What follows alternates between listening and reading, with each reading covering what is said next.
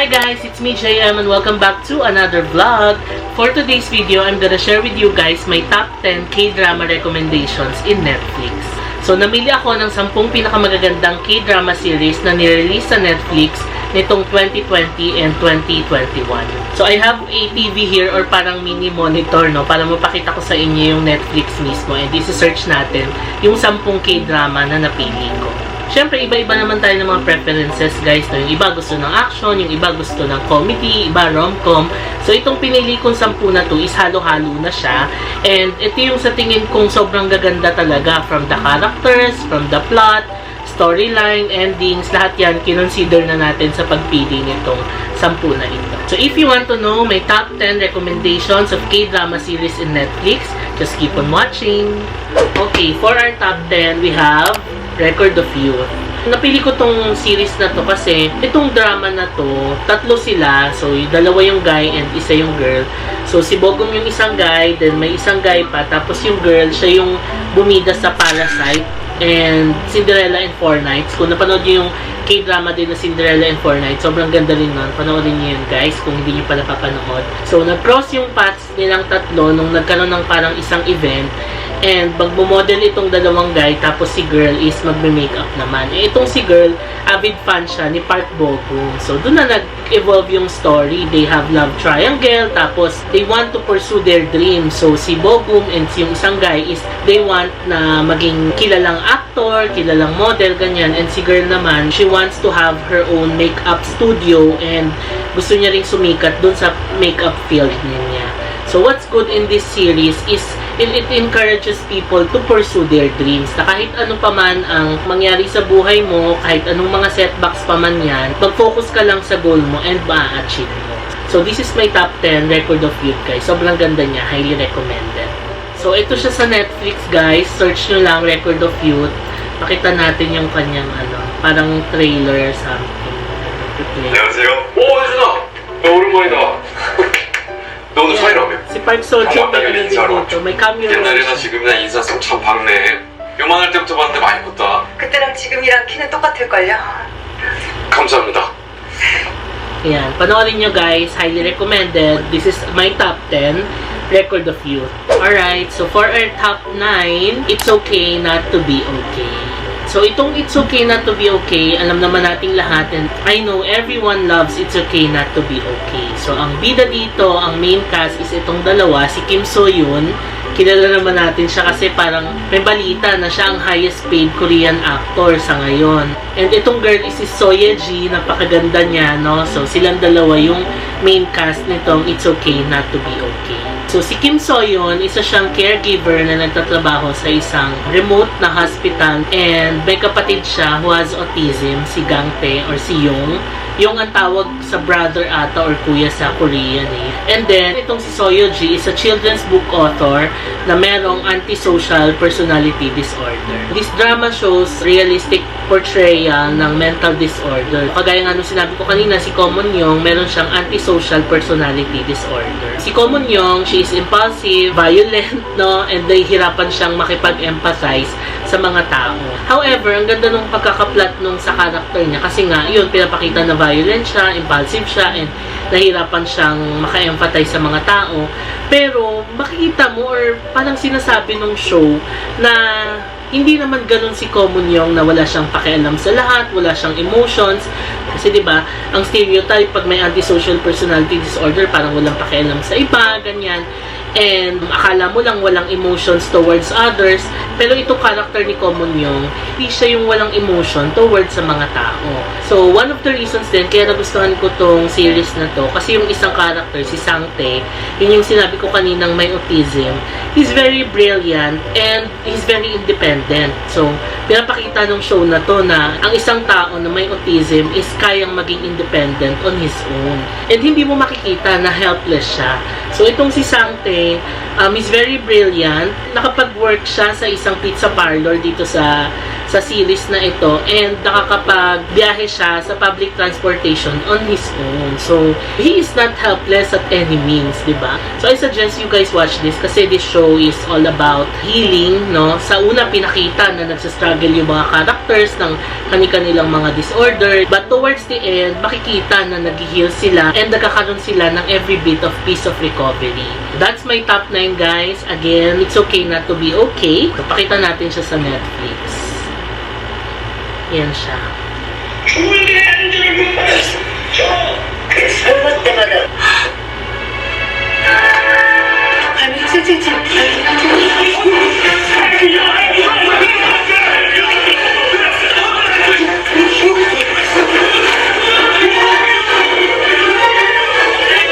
I highly suggest panoorin nyo siya. It's okay not to be okay. My top 9 recommended K-drama series in Netflix. For the top 8, Hospital Playlist. So, 5 doctors sila na magkakaibigan since med school pa lang hanggang sa nagtrabaho nga sila sa isang hospital. And ang maganda is they really have a very close friendship forged by time and love. What's good about these 5 doctors na to is they don't verbalize their emotions. Pero mafe-feel mo na parang close na close at magkakaibigan talaga sila in real life. Kasi actually one of my favorite show kasi this show is a perfect example of having a work-life balance in life. Yung work-life balance ng mga characters nito is ang ganda, sobra. Kasi mga doctors sila, di ba? Busy yan on a daily lives, marami silang nagiging patients, operations, and maraming mga nangyayari sa hospital. Siyempre, may mga napapagaling and meron din namang mga namamatay na patients. Pero in spite of all that kabisihan nila, nagagawa pa rin nilang gawin yung mga personal hobbies nila. And may banda sila, so kapag may time, nagsischedule sila sa mga free time nila and nagpa-practice sila ng mga kanta nila. Nakakatuwa din sa kanila kasi every break time nila sa hospital, sila pa rin yung magkakasama. And dito ko nga nakita kasi feature nila yung BTS Coffee, no? Kapag nagko-coffee sila kasama yung mga ibang doctors, lagi silang bumibili ng BTS Coffee na hot brew and cold brew. So dito ko nakita yun, guys. Ang most favorite character ko dito is itong female lead, si Songhwa. What I like about her is she pictures a woman on top of her career. Pero hindi naman nawawala yung focus on enjoying the things or the personal hobbies na gusto niyang gawin. Ang gustong-gusto ko sa kanya, every weekend, nag-drive siya mag-isa, pupunta siya sa bundok, and nagka-camping siya doon. Also last, what I like about Songhwa is she has so much love for herself na ang dami niyang love na kayang ibigay sa iba. Again guys, Hospital Playlist, I highly recommend for you to watch this. So tignan natin yung trailer niya sa Netflix. Ayan. 아저씨 조심 쓰러졌습니다. 예, 빨리 좀 와주세요. 예, Yan. 빨리요. Doctor kasi sila. 다시 답답해요? 숨쉬기 힘드세요? 어휴, 어떡해. So that's my top 8 guys, Hospital Playlist. Alright, next on our list for our top 7, Itaewon Class. Si Park Seo-joon lang naman ang bida dito guys. I know everyone knows naman Park Seo-joon, no? Sa dami nung ginawa niya ng rom-com and mga K-drama na sobrang gaganda rin talaga. So, ang central narrative of this series is si Park Seo-joon. He wants to take revenge by opening a small pub in Itaewon. So, yung Itaewon, yun yung sikat na lugar doon sa Seoul na maraming restaurants and bars in real life. Ang ganda niya kasi yung backstory nilang dalawa is sobrang nakakaiyak and nakakatouch talaga. Grabe yung ego ni Park Seo-joon eh. Kaya minsan maaawa ka na sa kanya dahil sa taas ng ego niya and gusto niya talagang ma-achieve yung dream niya, pero ang daming mga setbacks and ang daming mga nangyayaring humaharang doon sa plano niya. So, what's good about this series is despite all the challenges na hinaharap mo, no, ang daming setbacks, ang daming problema, just focus on your goals and for sure, ma-achieve mo yun in due time. So, yun ang pinakamagandang lesson nito, na kahit anong humarang sa'yo, basta may goal ka and focus ka doon sa goal na yun, ma-achieve at ma-achieve mo yun. So, highly recommended to guys. Again, this is my top 7, Itaewon Class. So, tignan natin yung trailer niya sa Netflix.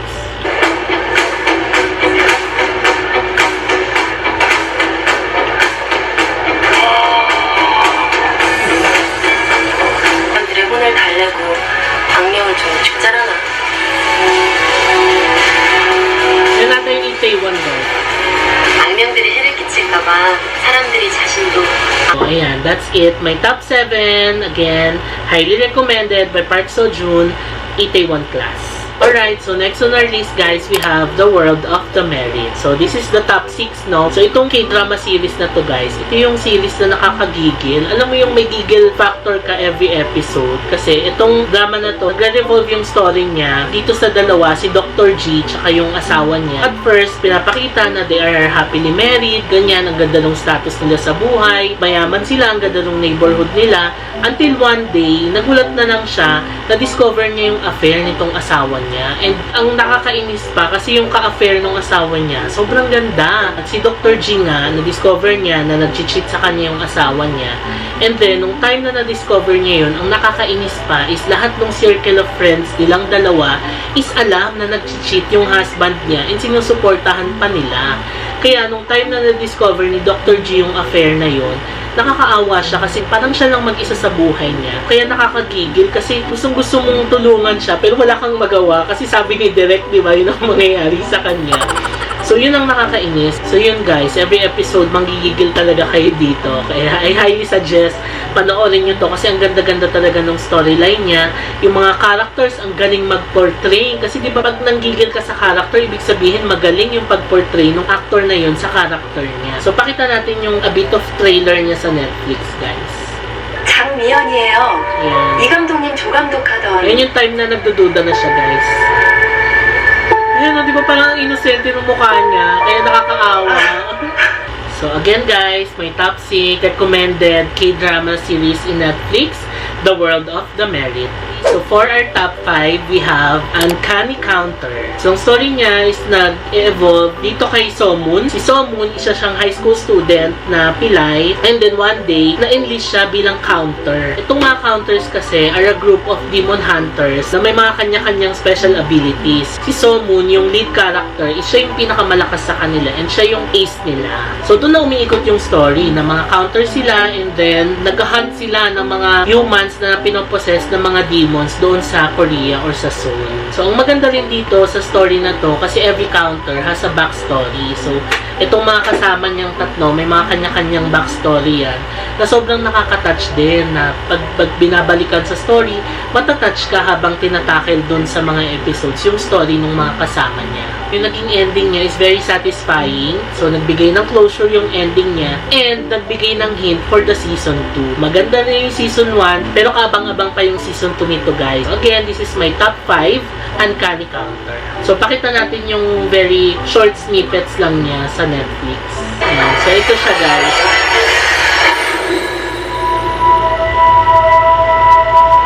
Ito yung time na, ano na siya, na-enlist na siya as a counter.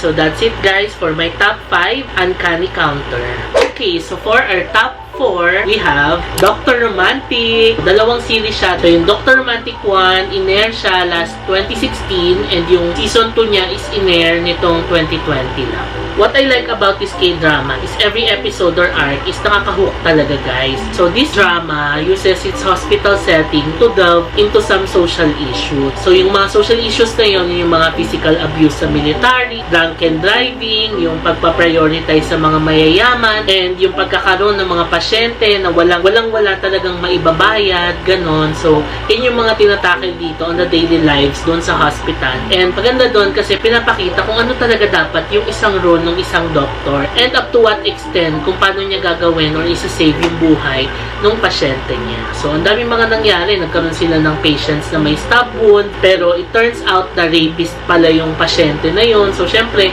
nag-aaway-away sila and they're contemplating if they're gonna save the patient or not. Also, may nangyari din dito. Nagkaroon sila ng MERS na kaso. Nag-lockdown sila ng hospital, gano'n. So, very relatable sa panahon ngayon dahil nga sa pandemic tayo with the coronavirus, ganyan. So, again, this is Dr. Romantic. I highly recommend for you guys to watch it. Sobrang binge-worthy niya panoorin. So, pakita natin, very short lang yung snippets ng video sa Netflix. 나는 달렸고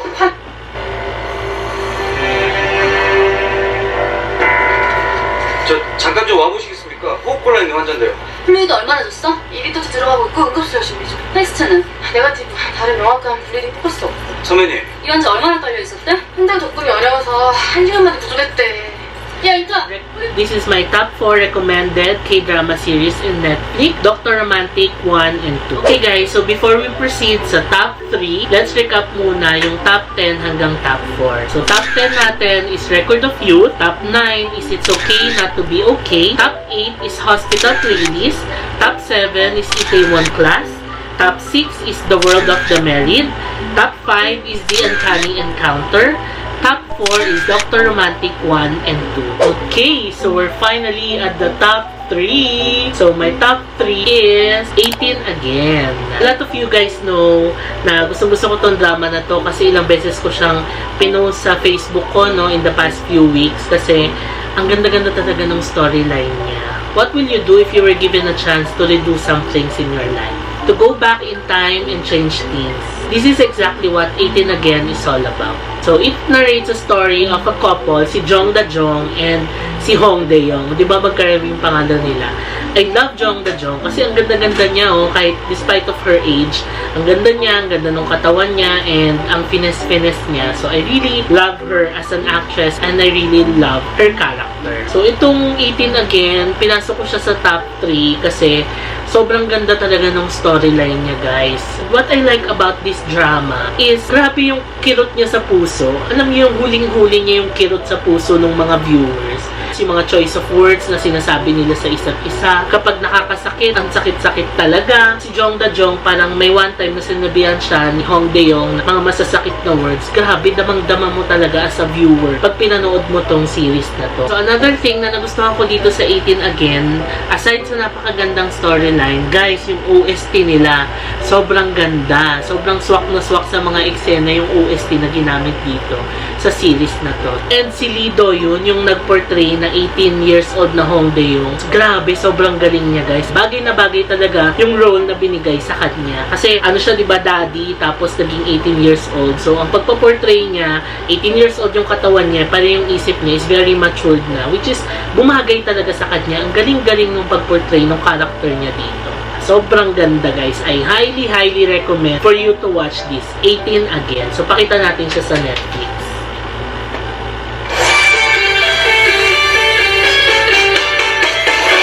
Intro niya, guys.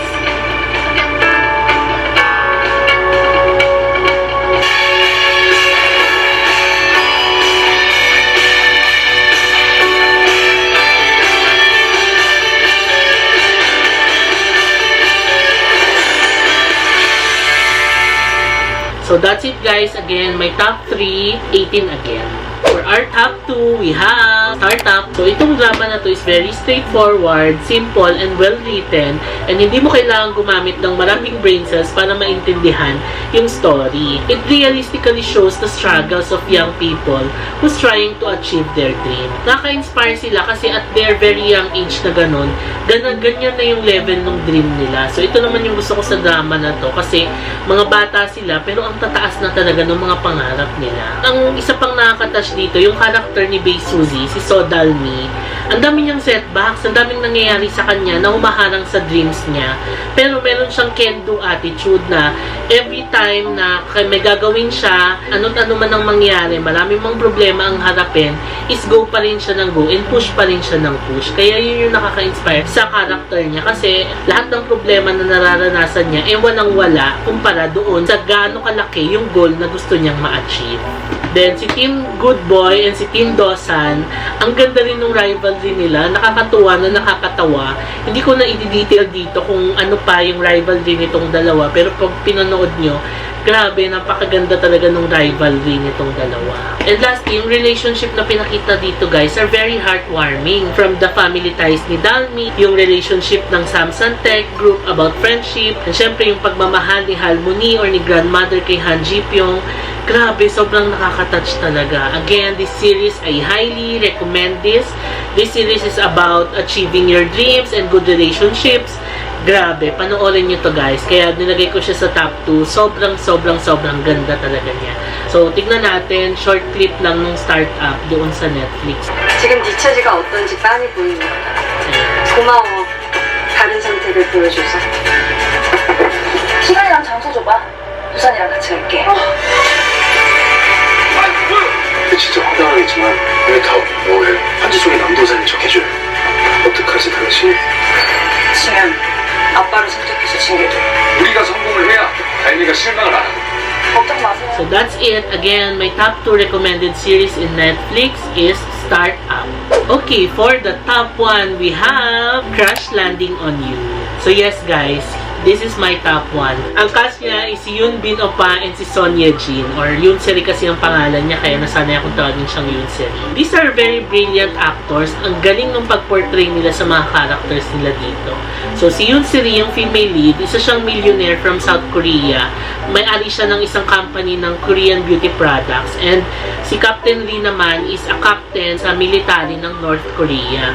So, nag-start yung kwento nito, si Yoon Seri, nag-paragliding siya and may dumaan na isang tornado. So, nahagip siya doon and bumagsak siya sa DMZ or Demilitarized Zone ng North and South Korea. So, yun yung parang border. So, nung bumagsak siya doon, nasa part na siya ng North Korea, di ba bawal yung mga ganon.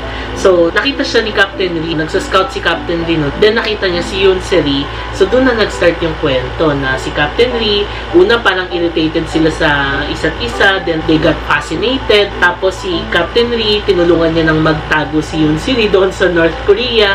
And doon na umikot yung kwento kasi yung mga tao din na under sa command ni Captain Lee is napalapit na rin doon kay Yoon Seri. So, napakaganda ng kwento niya guys. Ang ganda ng storyline. Nung nasa North Korea si Yoon Seri, ang ganda ng pagpoprotect sa kanya ni Captain Lee and yung mga soldiers niya, pati yung mga kapitbahay doon, naging kaklose na ni Yoon Seri. So, paano yun? Kasi umibig sila sa isa't isa pero hindi pwede, di ba? So, paano nila gagawin yun? O yun, nag-grow yung relationship nila into an impossible love, di ba? Impossible love kasi nga, yung si Captain Lee is from North Korea and si Yoon Seri is from South Korea. So, paano mangyayari yun? Eh, nasa magkabilang side sila ng Korea. Also, ang nagustuhan ko dito sa Crash Landing on You, sobrang gaganda rin ng OST. Walang tapon, guys. Lahat ng OST or original soundtrack na ginamit nila sa series na to, sobrang gaganda din and swak na swak sa lahat ng eksena. Will the fate and geopolitics allow them to live happily ever after?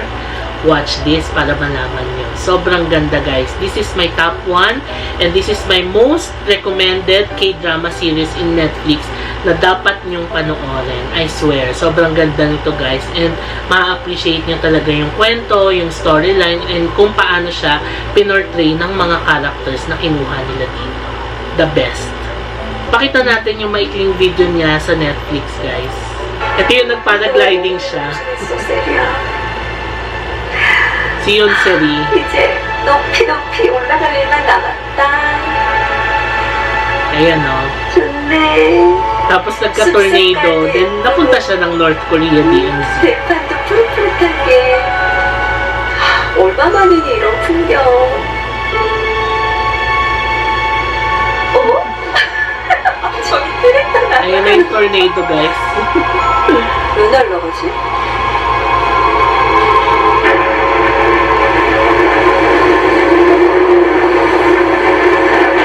So that's it. My top 1 is Crash Landing on You.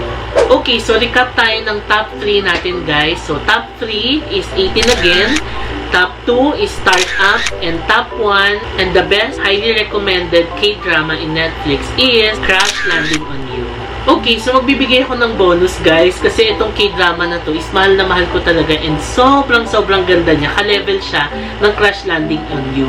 So, nagkataon lang na wala siya sa Netflix guys kaya hindi ko siya sinama sa top 10 kaya nilagay ko na lang siya as a bonus kasi super duper ganda nitong K-drama series na to. Ang series na ito ay ayan, Penthouse War in Life. So, itong Penthouse War in Life meron na siyang 2 season. Nag-start yung season 1 niya noong 2020 and yung season 2 ngayong 2021 lang. Sobrang twisted ng story niya kasi every episode may nangyayari and ang ganda-ganda talaga. Kung napanood niyo yung Sky Castle guys, isang magandang K-drama din yon. Para siyang Sky Castle pero pina-level up siya. Ang gagaling ng mga actors na nag-portray ng mga characters dito. Umiikot yung story nito sa mga upper class na tao and lower class na tao, no? Syempre, yung mga upper class na tao, talagang mapagmataas sila, nambubuli sila, hindi ka pwedeng makapasok sa circle nila. Ito namang mga lower class na tao, syempre, nagdi-dream sila, nangangarap silang makapasok sa upper class. So, ginagawa nila lahat ng paraan, using their talents, ganyan, para lang makapasok doon sa upper class na gusto nila. Pero, ang nangyayari, dahil sobrang insecure nitong mga upper class na to, ginagawa nila ng lahat ng paraan, resources nila,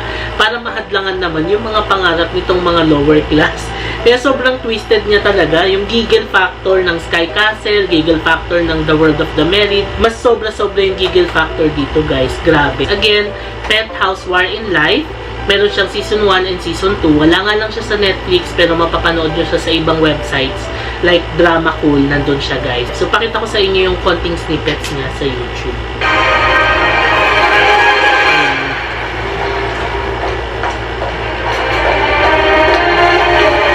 왜 이렇게 진지하지? 신경 과밀이가.